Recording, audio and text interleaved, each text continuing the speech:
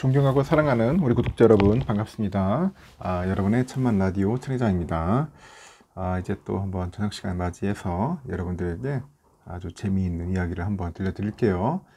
어떻게 오늘 일요일인데 어떻게 편안하게 잘 쉬었는지 모르겠습니다. 쉴 때는 뭐 편하게 쉬어야죠. 편하게 재미있게 즐겁게 푹 쉬십시오. 맛있는 거 많이 먹고 즐기시면 됩니다.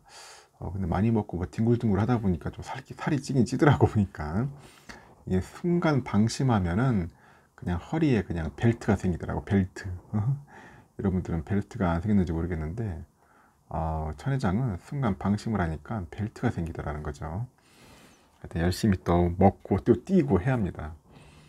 요즘 그 달러에 대해서 한번 잠시 이야기를 해볼게요. 요즘 뭐 달러를 우리가 보통 뭐냐 킹달러래. 킹달러 왕이 돼버렸어. 킹달러. 원 달러 환율이 아주 무섭게 이제 치솟고 있어요. 무섭게 치솟고 있다. 지난 7일인가 그럴까요? 그 종가 기준으로 했을 때 1380원을 이제 넘었고 이제는 그 1400원을 이제 향해 가고 있는 1400원 1400원을 향해 가고 있더라. 금융위기 당시 보니까 2009년 4월 1일인가 그때일 거예요. 그 장중에 고가 기준 1392원이었는데 그 이후로 이제 13년 5개월 만에 가장 높은 이제 수준으로 이제 올라가는 겁니다. 일단 에디터를 포함해서 이제 개미 투자자들한테는 그렇구나 하고 넘어갈 수 있는 문제가 아니라는 거예요. 이게 뭐 단순한 문제가 아니다. 일단 그 주식시장하고 금융시장이 이제 고환율에 이제 직격탄을 맞는 거야. 직격탄을 맞고 있다. 글로벌 경기 침체 우려가 이제 커지고 있어요. 여기에 또 안전자산인 달러 선호 심리는 더 강해지는 거야. 달러를 더 갖고 싶어 하거든. 사람의 심리적으로도 이럴 때는 환율이 이제 추가로 상승할 가능성이 크다는 그런 이야기입니다. 더 오를 수 있다 하는 거죠. 그래서 환율 예상은 신의 영역인데 마찬가지로 그 이유를 알아야 대응을 할 수 있을 것 아니겠습니까?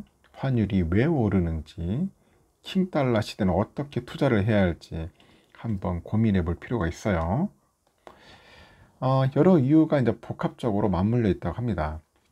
복잡해. 그냥 핵심만 말해봐. 뭐 이렇게 생각할 수 있겠지만 하여튼 복합적이야. 그 미국 연방준비제도의 그 기준금리 인상 이것이 결정적이라 하죠. 지금 FED의 그 금리 인상이 아주 결정적이다. 글로벌 경기 침체 우려로 인해서 지난해 하반기 이후에 상승 일변도였던 그 달러가 지난달 26일이죠. 초강세를 이제 타기 시작했습니다. 초강세.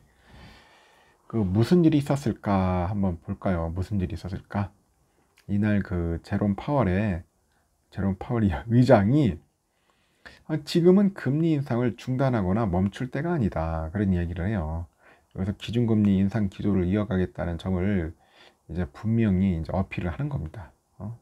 인상 기조를 분명히 어필을 했고, 지난 6월과 7월에 이어서 9월 그 개최 예정인 그 FOMC 정례 회의에서 연준이 3회 연속이에요. 3회 연속 자이언트 스텝. 이 자이언트 스텝을 이제 밟을 가능성이 커진 셈입니다. 그래서 파월 발언하고 환율이 무슨 상관이냐 그렇게 묻는 분도 있을 겁니다. 연준이 이제 기준금리 인상이 나선 배경을 알면은 쉽게 이해할 수가 있겠죠. 그 연준의 최대 과제는 뭐냐? 그 인플레이션 억제입니다. 인플레이션 물가 상승을 억제하는 거야. 이게 연준의 가장 큰 숙제입니다. 물가 상승 억제. 이 억제를 해야 돼요. 물가 상승 억제. 그 기준금리를 올려서 이제 시중에 풀려 있는 돈을 막 걷어들이겠다는 거야. 걷어들이겠다는 그런 포석인데 일단 경기가 침체될 가능성이 높아지는 겁니다.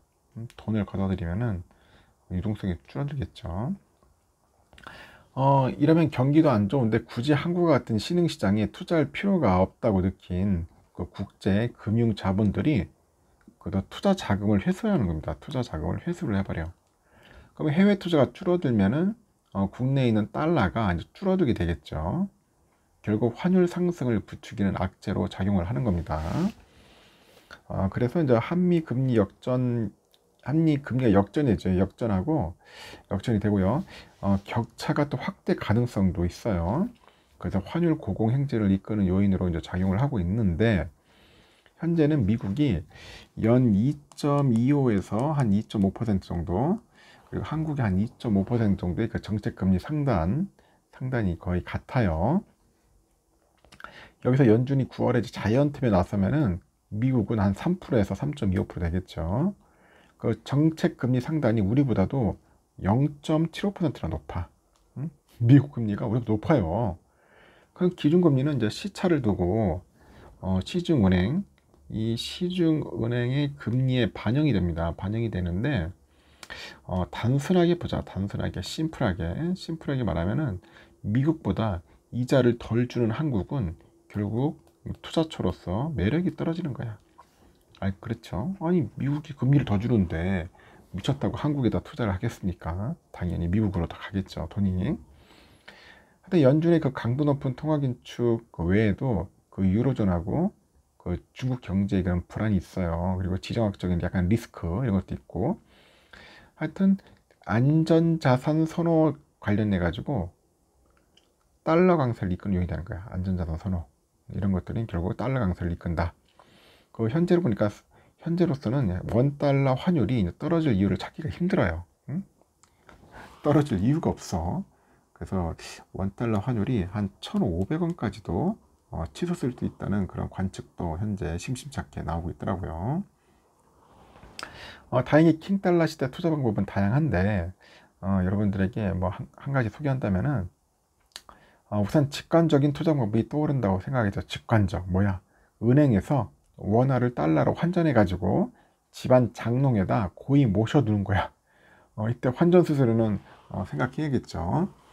은행 환전 수수료는 보통 한 3에서 4% 돼요. 돈을 벌려면 수수료보다 달러 가치가 더 올라야겠지, 결국은. 외화 예금도 있어. 외화 예금.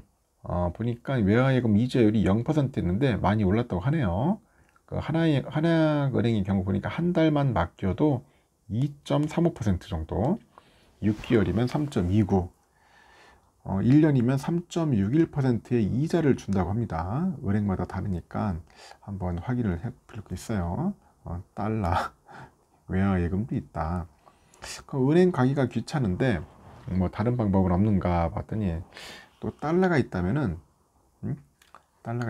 이제 환매 조건부 채권이 있어요. 그 RP라고 하는데, 이쪽 투자도 나쁘지 않겠다 보는 것 같아요.